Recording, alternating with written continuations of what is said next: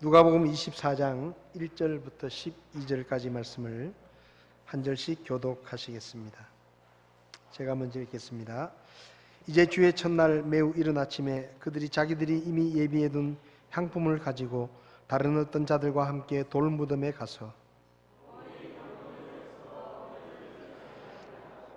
안으로 들어갔으나 주 예수님의 몸을 찾지 못하였더라.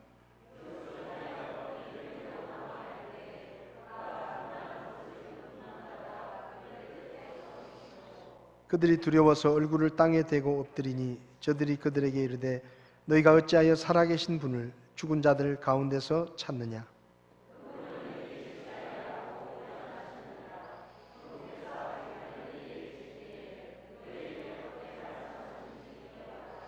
이르시기를 사람의 아들이 반드시 죄인들의 손에 넘어가 십자가에 못 박히고 셋째 날 다시 일어나야 하리라 하셨느니라 하매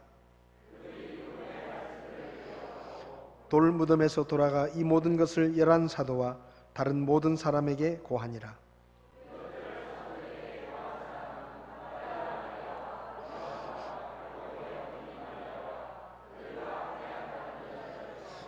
그들은 저들의 말을 근거 없는 이야기로 보고 저들을 믿지 아니하니라.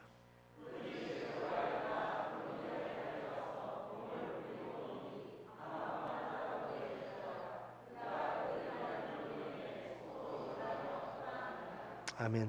서신체로 잠깐 기도합니다. 살아계셔서 지금도 우리에게 말씀하시는 아버지 하나님, 하나님께서 오늘 친히 우리에게 말씀하셔서 우리가 하나님의 음성을 듣게 하시고 주의 진리를 깨달을 수 있도록 저희를 도와주시옵소서. 혹 우리 가운데 아직도 예수님을 믿지 않는 분이 있으면 오늘 말씀을 듣고 예수 그리스도를 믿어 구원에 이르게 하시고 천국의 소망을 품을 수 있도록 하나님께서 도와주시기를 원합니다. 부족한 종을 주님께서 붙드셔서 오직 하나님의 말씀만 선포되게 써 주시옵소서. 예수님의 이름으로 기도했습니다. 아멘. 자리에 앉으시겠습니다.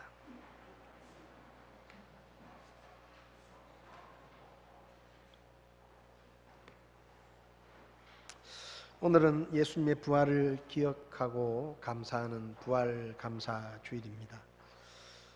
그런데 사실 이 부활의 이야기는 우리 교회가 믿는 믿음의 아주 핵심적인 그런 믿음의 내용이기도 하지만 또 한편으로는 믿지 않는 사람들이 생각할 때 성경에 나오는 많은 이야기들 중에 제일 믿기 어려운 것이 이 부활의 이야기다. 그렇게 생각하면 이 부활이라는 것이 교회의 입장에서 볼 때는 굉장히 중요한 교리이면서 믿음의 핵심이기도 하지만 오히려 안 믿는 사람들이 예수님을 믿기 어렵게 만드는 원인 중에 하나라고도 할 수 있습니다. 성경에 기록된 웬만한 이야기들은 이렇게 저렇게 좀 설명을 하면 설명이 될 수도 있어요. 예를 들면 홍해가 갈라졌다는 이야기도 과학적으로 바람이 불어서 이 홍해의 아주 얕은 부분이 마침 그때 이렇게 바다 길이 열렸다. 우리나라에도 모세의 기적 같은 이야기를 하면서 바다가 길이 열리잖아요. 그런 식으로 좀 합리적인 설명을 할 수도 있는데, 근데 이 죽었다가 살아났다는 이 이야기는 정말로 사람이 어떻게 설명할 수도 없고 이해하기도 너무 어려운 내용이기 때문에 믿기 어려운 이야기입니다. 그래서 어떤 사람들은 예수님의 부활에 대해서 이렇게 설명을 합니다. 예수 믿는 사람들이 꾸며낸 거짓말이다. 그러니까 예수님이 십자가에 죽고 다시 살아난 게 아니고 그건 그냥 믿는 사람들이 자기들이 믿는 그 믿음의 대상을 우월한 존재로 만들기 위해서 꾸며낸 거짓말이다. 그렇게 생각하기도 합니다. 또 어떤 사람들은 예수님이 십자가에서 완전히 죽은 게 아니고 기절을 했었는데 무덤에 이렇게 죽은 줄 알고 장례를 치렀는데 다시 살아나왔다. 이렇게 설명을 하기도 합니다. 또 어떤 사람들은 예수님의 제자들이 밤에 예수님의 시체를 훔쳐다가 어디 숨겨놓고 그리고 예수님이 부활했다고 거짓 소문을 퍼뜨렸다.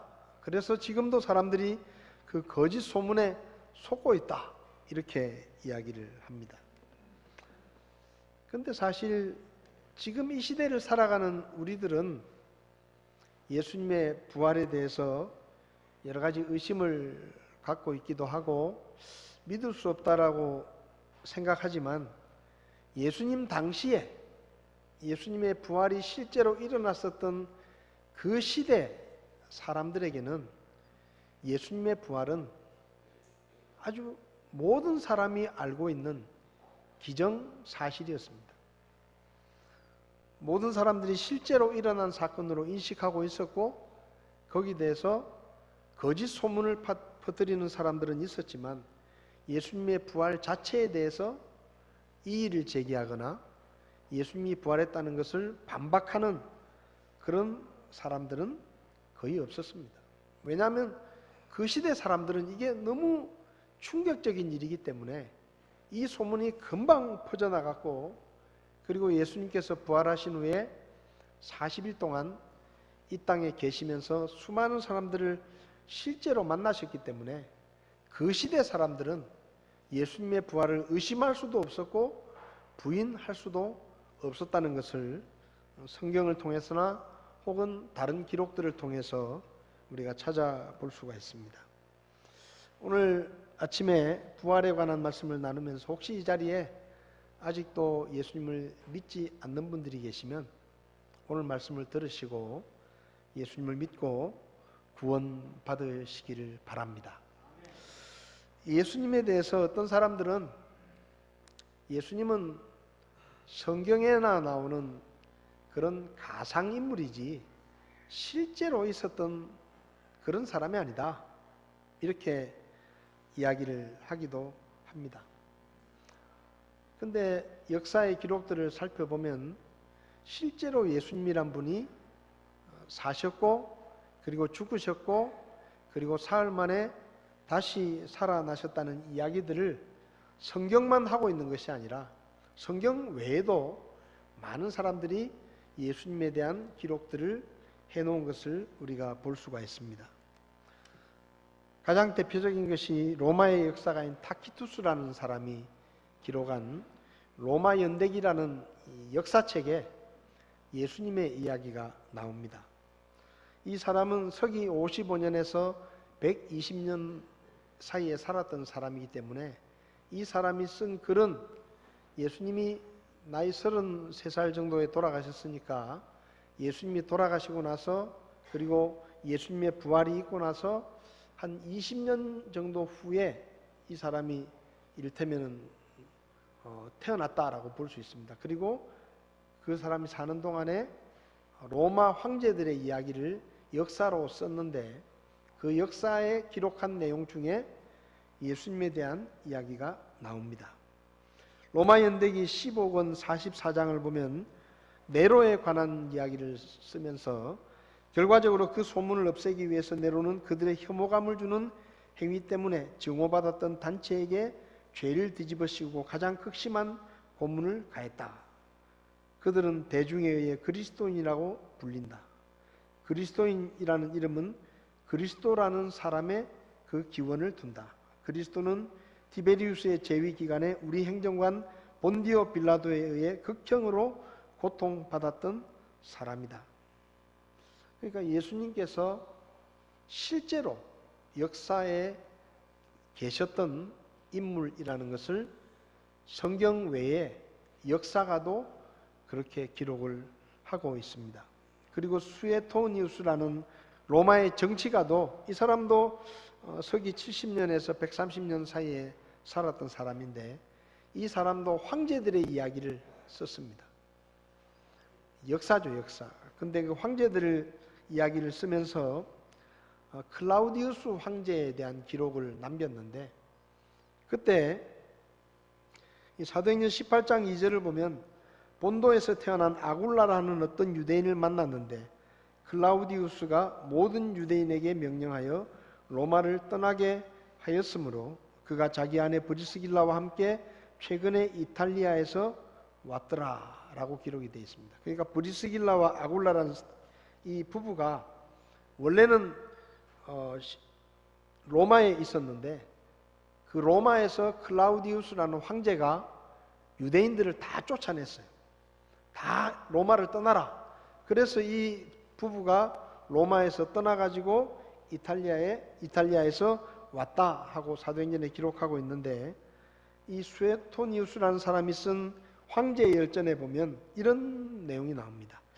유대인들이 크레스토스의 선동으로 계속 사회 불안을 일으키자 그는 그들을 로마에서 추방시켰다. 그러니까 이 클라우디우스라는 황제가 로마에서 유대인들을 쫓아낸 이유가 그 유대인들이 그리스도라는 사람의 선동으로 자꾸 문제를 일으키니까 이 황제가 유대인들을 로마에서 다 쫓아낸 겁니다. 그러니까 이 예수님 때문에 유대인들이 자꾸 문제를 일으키니까 황제가 유대인들을 로마에서 다 내쫓았다라는 것이 성경에만 적혀 있는 게 아니라 일반 역사가들도 그렇게 기록하고 있다는 것이죠. 그리고 유대 역사가인 요세푸스라는 사람은 37년에 태어나서 100년쯤 죽은 사람인데, 이 사람이 사실은 예수님이 돌아가시고 나서, 예수님이 부활하고 나서 불과 몇 년 후에 태어난 사람입니다. 이 사람이 어떻게 보면 제일 성경에 나오는 제자들을 제외하고는 제일 예수님에 대해서 기록한 내용이 일찍 기록한 사람인데, 이 사람은, 요세푸스라는 사람은 유대 고대사라는 이 책을 썼습니다. 20권의 역사책을 썼어요. 이 사람이 유대 나라에 대한 역사를 20권에 걸쳐서 썼는데, 이 사람의 책에 예수님에 대한 이야기가 나옵니다. 유대 고대사 18권을 보면 한편 이 무렵 예수라는 지혜로운 사람이 있었다. 놀라운 일들을 행한 그를 사람이라고 부르는 것이 합당한지는 모르겠다. 그가 가르치는 진리를 사람들은 기쁘게 받아들였다. 그는 많은 유대인과 이방인들을 자기에게로 이끌었다. 그가 바로 그리스도였다. 빌라도가 유대의 유력 인사들의 요구에 따라 그를 십자가에 달려 죽게 했으나 그를 처음부터 사랑하던 사람들은 그를 버리지 않았다. 하나님의 선지자들이 예언한 대로 그가 3일 만에 다시 살아나서 그들에게 나타났기 때문이다. 하나님의 선지자들은 그에 관해서 그러한 일들뿐만 아니라 수많은 놀라운 일들을 예언했다.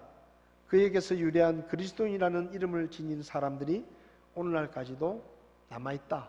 이렇게 썼습니다. 그러니까 이 요세푸스라는 사람도 역사를 기록하면서 예수라는 사람이 있었는데, 그 사람은 하도 신비로운 사람이기 때문에 사람이라고 불러도 될지 모르겠다, 그렇게 쓰고, 그 다음에 예수님께서 죽은 지 사흘 만에 다시 살아나셔서 사람들에게 나타났다 하는 것을 기록하고 있습니다. 그래서 예수님을 따르던 사람들이 예수님을 따르는 그 믿음을 버리지 않고 예수님을 계속 사랑했다 하고 그는 기록하고 있죠. 또 로마 총독인 플리니가 트라이안 황제에게 보낸 편지에 보면 초대교회 성도들의 예배와 또 생활에 대해서 기록을 해 놓았는데요. 이 플리니라는 사람은 이 황제에게 지금 질문을 하는 편지를 씁니다. 무슨 질문을 하는가 하면, 예수 믿는 사람들이 지금 너무 많이 생겨가지고 이 예수 믿는 사람들을 자꾸, 황제는 이 예수 믿는 사람들을 좀 어떻게 처리하라고 이야기를 하는데, 이 예수 믿는 사람들을 내가 만나보니까 이 사람들은 별 문제가 없다. 근데 왜 황제가 자꾸 이 사람들을 처리하라고 그렇게 하는데 내가 어떻게 이 사람들을 처리했으면 좋겠느냐 하고 이제 황제한테 물어보는 그 편지를 씁니다. 이게 서기 112년에 기록된 글인데요. 이 플린이라는 사람이 트라이안 황제에게 보낸 편지에 이런 내용이 나와요. 그들은 그들의 잘못은 단지 특정한 날 해 뜨기 전에 서로 번갈아가며 모임을 가진 것이 전부라고 주장했습니다. 그들은 그리스도를 마치 신처럼 찬양하기 위해 모였습니다. 그들은 서로서로 맹세함으로써 자신들의 그룹을 결집시켰습니다. 쭉 이야기 나오는 거예요. 근데 내용이 뭔가 하면 이 사람들이 사회에 문제가 되니까 황제는 자꾸 이 사람들을 잡아 가두고 어떻게 좀 처리하라고 얘기를 하시는데, 내가 이 사람들을 만나보니까 이 사람들 잘못이 없습니다. 이 사람들이 모여서 무슨 반역을 저지르는 것도 아니고 무슨 범죄를 저지르는 것도 아니고, 이 사람들은 오히려 정말로 깨끗하고 정직하고 이런 사람들인데 왜 이 사람들을 괴롭히라고 하는지, 또 어떻게 하라고 하는 건지 잘 모르겠다. 그러니까 좀 어떻게 좀 황제가 답을 해달라, 그런 의미로 글을 써서 보냈는데요. 여기도 그리스도를 마치 신처럼 찬양한다 라고 말합니다. 이 사람들 외에도 예수님께서 십자가에 죽으시고 그리고 하늘로 떠나신 지 150년 안쪽에, 서기 150년 안쪽으로 성경에 기록된 사복음서나 사도 바울이나 이런 사람들의 기록을 포함해서 42명이 예수님이 실제 살았던 인물이고 그분을 따르던 사람들의 이야기를 썼습니다. 그러니까 사실은 지금 우리가 2019년을 사는데 서기 150년이 되기 전에 예수님에 관해서 기록한 성경뿐만 아니라 다른 수많은 사람들이 쓴 기록들이 있는데, 그 기록들이 남아있는 것만 해도 성경을 포함해서 42명이 예수님이란 분에 대해서 실제로 그 예수님이란 분이 계셨고, 그리고 어떤 사람들은 예수님이 부활했다는 이야기까지도 쓰고 있습니다. 근데 지금 남아있는 게 그거예요. 그 당시의 기록들이 만약에 다 남아있었다고 하면 얼마나 많겠습니까? 누가복음을 보면 누가가 그렇게 씁니다. 그 데오빌로라는 사람에게 누가복음을 써서 보내면서 예수님에 대해서 살펴보고 조사를 해가지고 예수님에 대해서 글을 쓴 사람들이 수도 없이 많다. 그래서 나도 데오빌로 각하를 위해서 예수님에 대한 이야기들을, 내가 아는 내용들을 적어가지고 당신한테 보냅니다. 그렇게 씁니다. 그러니까 이 누가가 누가복음을 기록할 당시에만 해도 예수님에 대해서 글을 쓴 사람들이 수도 없이 많았다. 근데 그 글들이 지금은 남아있지 않아요. 왜? 너무 세월이 많이 흘러가지고 그 중에 보존된 것들만 살펴보니까 42명이 예수님에 대해서 실제로 예수님이란 분이 유대 땅에 사셨고 그리고 십자가에 죽으셨고, 그리고 일부 저자들은 예수님이 사흘 만에 다시 살아났다 하는 이야기까지도 기록을 하고 있는 것입니다. 그래서 한마디로 말하면 예수님이란 분이 성경에 나오는 상상 속의 인물이 아니라 실제로 그 시대에 유대 나라에 태어나서 유대 땅에 사시다가 십자가에 달려 처형을 당하시고 그리고 3일 만에 부활하신 그 예수님의 이야기가 성경뿐만 아니라 일반 역사가들 기록에도 나오고 있다는 것이죠. 그렇다면 예수님이 부활했다는 증거는 뭐냐? 예수님이 정말로 부활했느냐? 첫째는 예수님의 무덤이 비어 있었다는 것입니다. 여러분, 성경을 보면 지금은 사실 예수님의 무덤이 어딘지 잘 모릅니다. 성지순례를 가면 예수님의 무덤이라고 사람들을 데리고 가거든요. 근데 그 무덤이 진짜 예수님의 무덤인지는 모릅니다. 근데 그 시대 사람들은 그러니까 예수님이 십자가에 달려 죽으시고 예수님의 시체를 장례를 치렀을 때 여러분 예수님이 유대 땅에서 예수님이 십자가에 죽었다라는 그 사건은 그 시대 사람들에게는 모든 사람들이 관심을 갖는 뉴스였습니다. 왜요?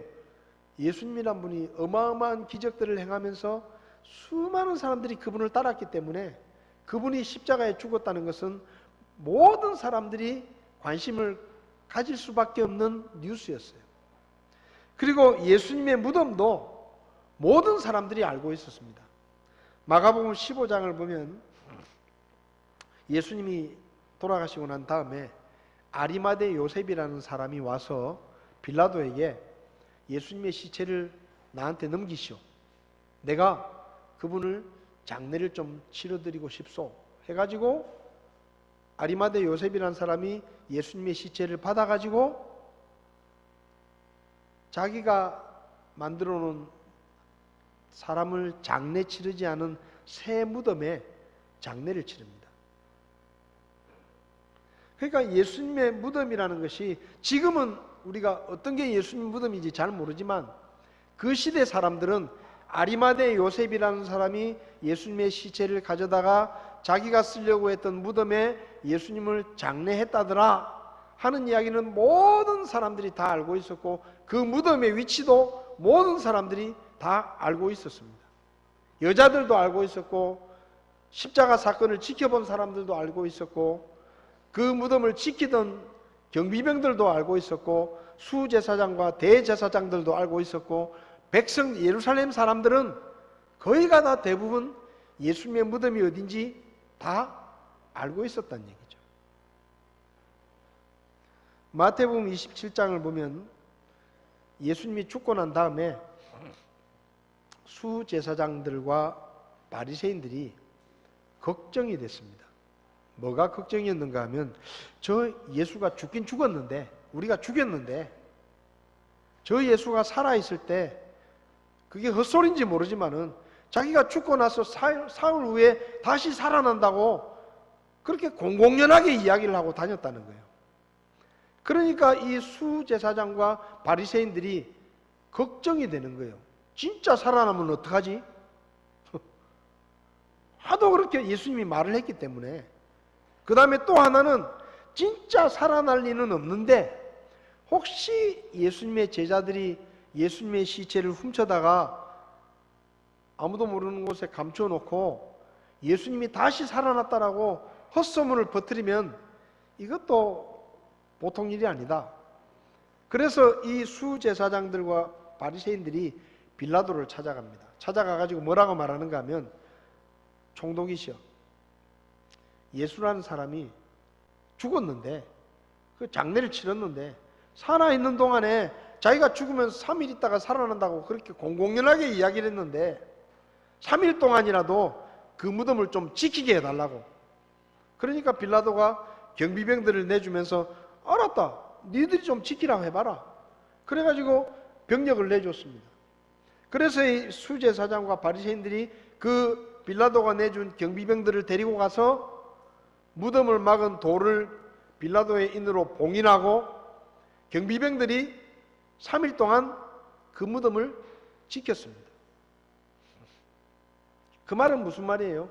예수님의 무덤이 어떤 무덤인지 모르는 게 아니라 모든 사람들이 알 만큼 특정한 무덤이었고 그 무덤을 경비병들이 지켰다는 것입니다. 자, 그런데 마태복음 28장을 보면 예수님이 장사된 지 사흘 만에 여자들이 무덤을 찾아갑니다. 그 무덤이 어떤 무덤이겠어요? 모든 사람이 다 알고 있는 바로 그 무덤이에요. 사흘 동안 경비병들이 밤낮으로 지켰던 그 무덤입니다. 그 무덤을 찾아간 거예요. 왜 찾아갔느냐? 장례를 제대로 못 해가지고 안식일 때문에 예수님이 시신을 좀 장례를 제대로 해가지고 치러야 되는데 제대로 장례를 못 치렀기 때문에 대충 치렀기 때문에 예수님의 시신을 좀 더 제대로 향품을 바르고 장례를 제대로 하기 위해서 준비해가지고 그 준비물들을 준비해가지고 무덤을 찾아간 겁니다. 예수님이 부활한다는 생각은 꿈에도 하지 못하고 그냥 예수님의 장례를 좀 더 제대로 치러드리기 위해서 향품을 준비해가지고 무덤을 찾아갔어요. 근데 마태복음 28장을 보면 무덤에 갔는데 큰 지진이 나고 천사가 내려와서 무덤을 막은 돌을 굴려내고 돌 위에 천사가 앉아 있었다라고 성경은 기록합니다. 그리고 그 일들을 보고 그 무덤을 지키던 경비병들은 전부 기절 초풍할 정도의 두려움으로 벌벌벌벌 떨고 있었다. 성경에 그랬어요. 마태복음 28장 4절에 지키던 자들이 그를 두려워하며 떨며 죽은 사람같이 되었더라. 그러니까 무덤을 지키고 있다가 갑자기 지진이 나고 돌이 저절로 싹 천사가 내려와 가지고 돌을 굴려내고, 그리고 천사가 그 돌 위에 딱 앉아 있으니까 이 무덤을 지키던 경비병들이 도대체 이게 무슨 일이냐 싶어 가지고 쫄아 가지고 죽은 사람처럼 얼굴이 창백하게 벌벌벌벌 떨고 있었다 이 말이에요. 그리고 오늘 본문을 보면 돌이 돌무덤에서 굴려진 것을 발견하고 3절에 안으로 들어갔으나 주 예수님의 몸을 찾지 못했다. 자, 지금 예수님의 무덤을 처음 찾아간 겁니다. 지진이 나고 돌이 굴려지고 천사가 앉아 있어요. 무덤에 들어가 보니까 예수님의 시체가 온데간데 없어요. 비어 있었습니다. 정확하게 예수님이 장례를 치른 지 3일 만에 무덤에 갔는데 그 무덤에 돌이 굴려져서 무덤이 열려 있고 예수님의 시체는 온데간데 없었습니다. 밤낮으로 경비병들이 지켰는데, 여러분 분명히 시체를 넣고 무덤에 장례를 치렀는데, 그리고 밤낮으로 경비병들이 그 무덤을 봉인까지 하고 지켰는데 돌이 굴려가고 무덤에 시체가 없다. 그 말은 무슨 말이에요? 무슨 일이 벌어졌다는 거 아닙니까? 그렇잖아요. 뭔가 일이 벌어진 거예요. 그 일이 뭐냐? 경비병들이 그렇게 지키고 있었기 때문에 제자들이 예수님의 시체를 훔쳐갔을 리는 만무합니다. 예수님이 부활하셨다라고 볼 수밖에 없는 거예요. 무덤이 비어 있으니까. 그 다음에 예수님의 무덤을 지키던 사람들이 예수님의 부활을 목격했습니다. 마태복음 28장을 보면 아까도 말씀드렸지만 경비병들이 무덤을 지키고 있어요. 그리고 갑자기 지진이 나고 돌이 굴려지고 천사가 돌 위에 앉고, 그리고 여자들이 와서 안에 들어가 보니까 경비병들도 놀라서 들어가 봤겠죠. 시체가 없어요. 그걸 본 겁니다. 그래서 죽은 사람처럼 창백하게 되어 있는 거예요. 무덤을 지키던 경비병들은 사람이 생각할 수 없는 일이 일어난 것을 보고 놀란 겁니다. 두려워한 거예요. 그리고 이 사람들이, 경비병들 중에 몇몇 사람이 자기들에게 무덤을 지키라고 부탁했던 수제사장과 바리새인들을 찾아가서 보고를 합니다. 뭐라고 보고를 했겠습니까? 자기들이 본 그대로 보고를 한 거예요. 우리가 무덤을 지키고 있는데 갑자기 천사가 내려와가지고 지진이 나고 돌이 굴려지고, 그리고 우리가 놀래서 들어가 보니까 무덤에 시체가 없어졌더라. 분명히 우리가 밤새도록 지키고 철저하게 지켰는데, 분명히 우리가 시체가 그 안에 있는 것을 확인했는데 무덤이 돌이 굴려지고 들어가 보니까 없더라. 분명히 그분은 살아나셨다. 그분이 말씀하신 대로 그 일이 일어났다. 그렇게 보고를 했을 거예요. 그런데 이 말을 듣고 수제사장과 바리새인들이 성경을 보면 이 무덤을 지키던 사람들에게 돈을 줍니다. 사실은요, 이 무덤을 지키던 사람들을 어떻게 해야 됩니까? 벌을 줘야 돼요. 니들이 똑바로 못 지켰으니까. 에? 그렇잖아요. 무덤 지키라고 보내놨는데 뭐 헛소리를 하냐. 만약에 그걸 안 믿었다고 하면 무슨 헛소리냐. 니들이 졸다가 뭐 제자들이 시체를 훔쳐가고 나니까 이제 와서 딴소리냐 하고 벌을 주고 감옥에 가둬야 되는 게 맞는 거예요. 근데 그 말을 듣고는 사태가 심상치 않다는 것을 알았는지 큰 돈을 주면서 뭐라고 말하는가 하면, 야, 니들이 본 그대로 말하지 마라. 돈을 줄 테니까 사람들에게 가서 우리가 경비를 서다가 피곤해서 잠깐 잠들었는데 이놈의 제자들이 와가지고 예수님의 시체를 훔쳐가고 지금 부활했다고 거짓말을 하고 돌아다닌다. 그렇게 소문을 내라는 거예요.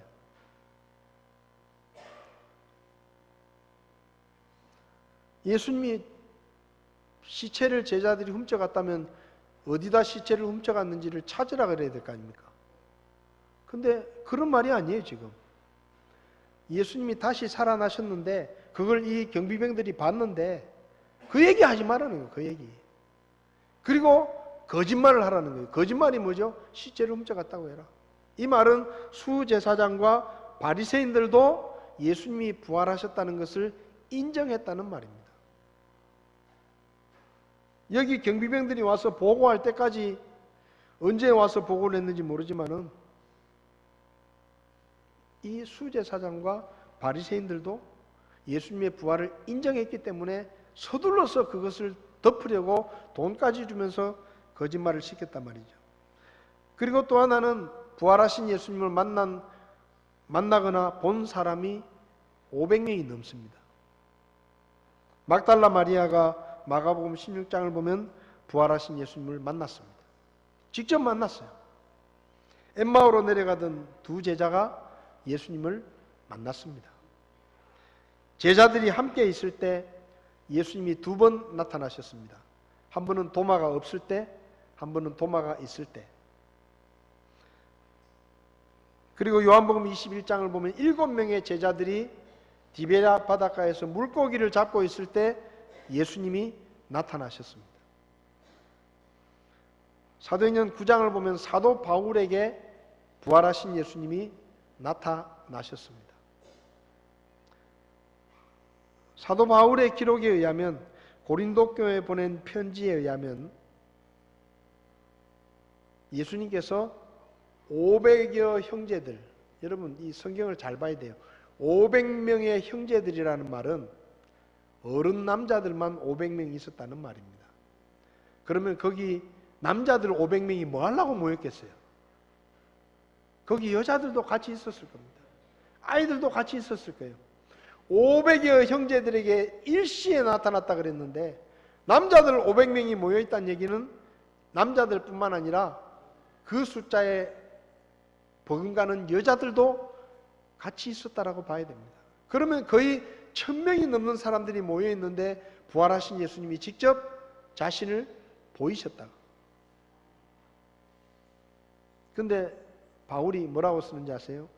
서기 55년경에 고린도전서를 썼는데, 그러니까 예수님이 부활하시고 나서 한 20년쯤 지나서 고린도전서를 씁니다. 근데 그 고린도전서를 쓰면서 바울이 뭐라고 쓰는가 하면 500명이 동시에 부활하신 예수님을 만났는데 그 중에 몇몇 사람들은 죽었지만 아직도 살아있는 사람들이 몇백 명이나 된다.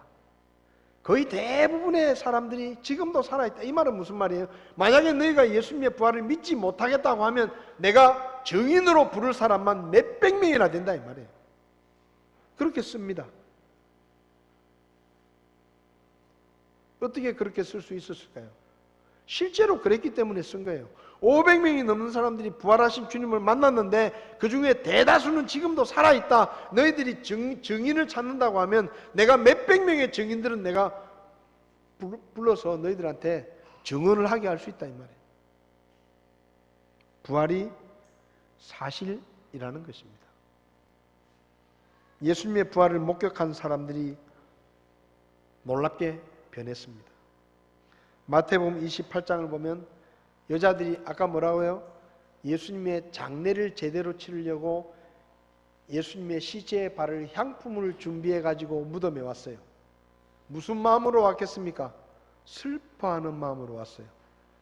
근데 마태복음 28장 8절을 보면 부활하신 주님을, 예수님이 부활하셨다는 사실을 알고 난 다음에 그들이 두려움과 큰 기쁨을 가지고 서둘러 돌무덤을 떠나 올 때는 예수님의 시체에 향품을 바르기 위해서 울고 짜고 슬퍼하면서 왔어요.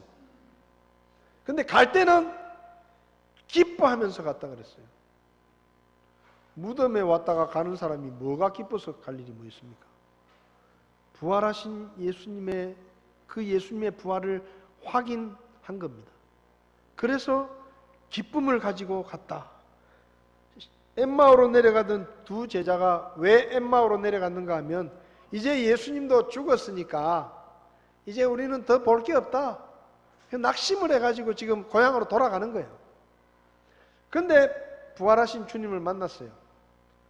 근데 이 엠마오로 내려가던 사람들이 부활하신 예수님을 만난 다음에 다시 예루살렘으로 돌아갑니다. 돌아가서 제자들을 찾아가서 뭐라고 말하는가 하면 우리가 부활하신 예수님을 직접 만났다 라고 증언을 합니다. 내려가던 사람들이에요. 낙심해서 내려가던 사람들이 다시 돌아와 가지고 우리가 부활하신 예수님을 만났다 그렇게 말합니다.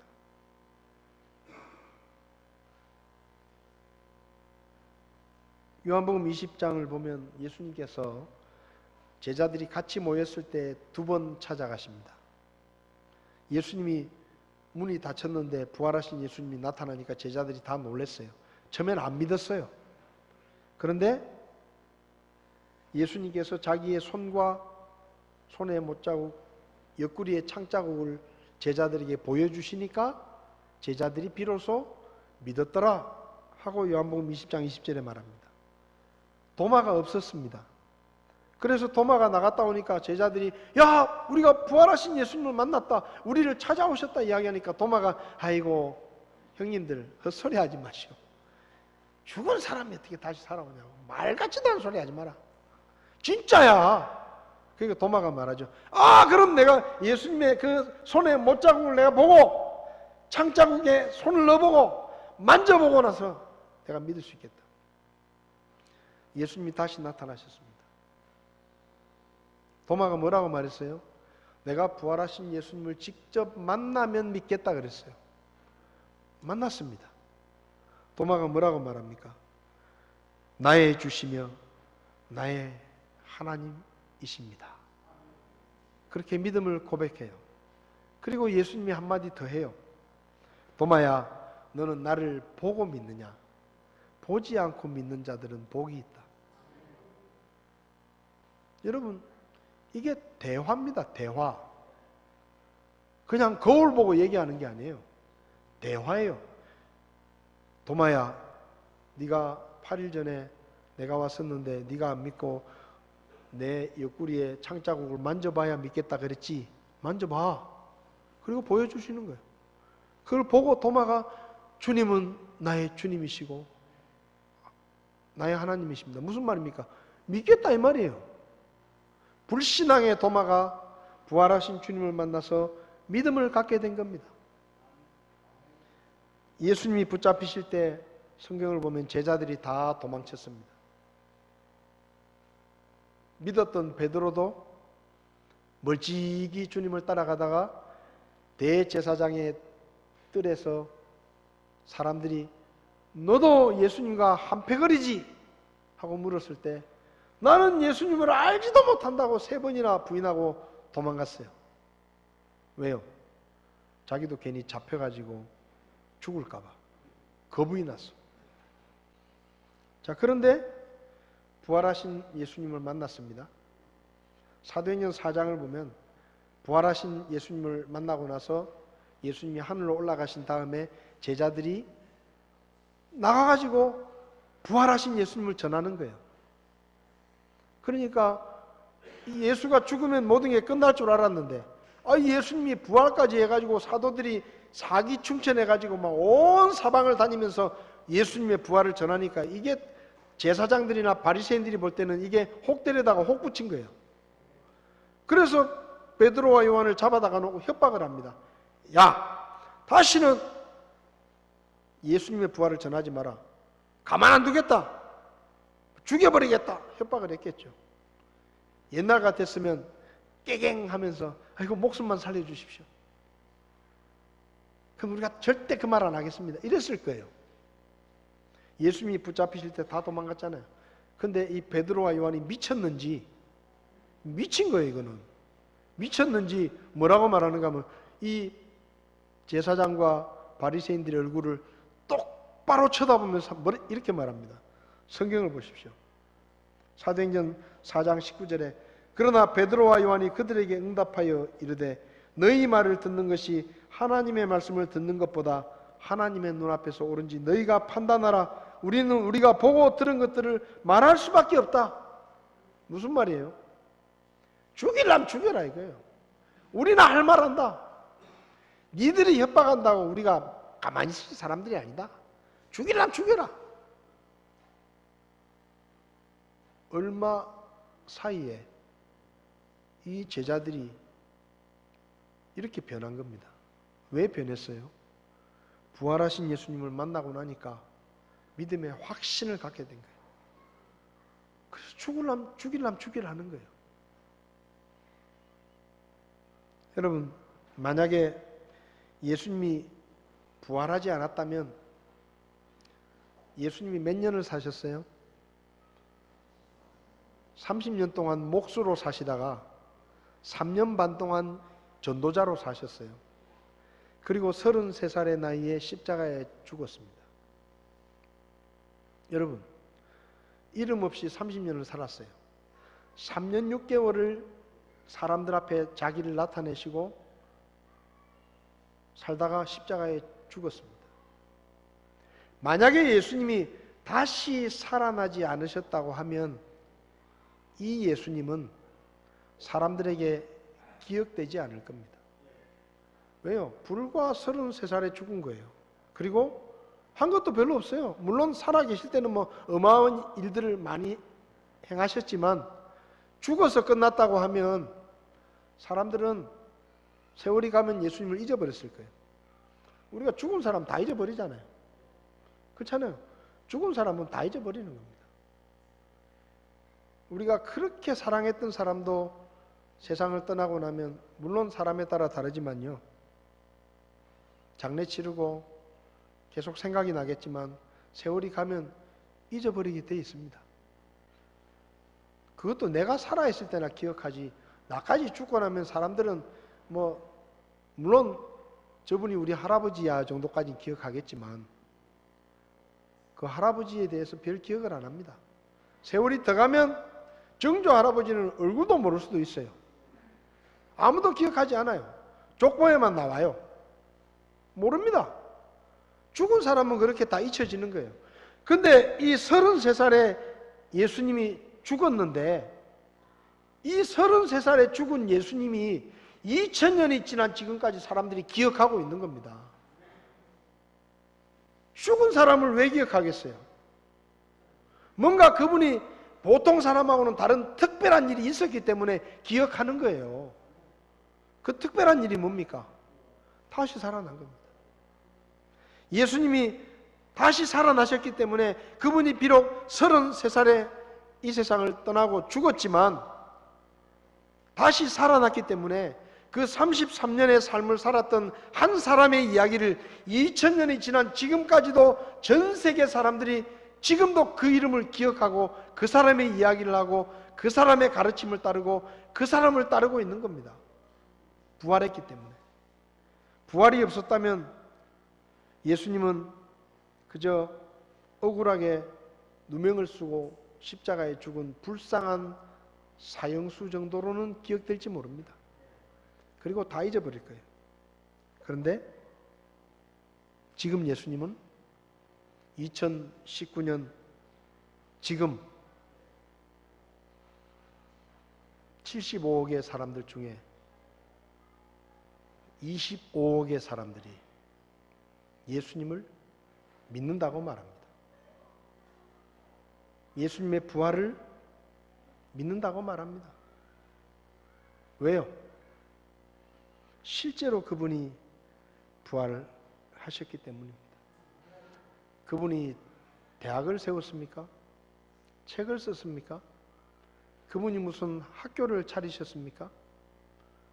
그분이 결혼을 해가지고 무슨 후손들을 남겼습니까? 그것도 아니에요. 그분은 홀홀단신으로 이 땅에 오셔서 결혼도 안 하고 후손도 남기지 않고 33년 딱 살다가 십자가에 죽고 3일 만에 부활하시다. 그리고 40일 동안 계시다가 호련히 사라졌습니다. 제자들이 보는 가운데 하늘로 올라가셨어요. 33년의 인생을 살았던 그 한 사람의 이야기가 왜 2000년이 지난 지금도 전 세계 3분의 1의 사람들이 그 예수님을 믿고 있습니까? 믿는다고 말합니까? 죽은 사람을 믿지 않습니다. 그분의 부활이 사실이기 때문입니다. 예루살렘에서 시작된 교회가, 하나였던 그 교회가 지금은 전 세계에 퍼져 있습니다. 수많은 대학들이 그분의 이름으로 세워지고 수많은 노래와 수많은 그림들이 그분 때문에 그려지고 있고 수십억의 사람들이 지금도 그분의 가르침을 따르고 있습니다.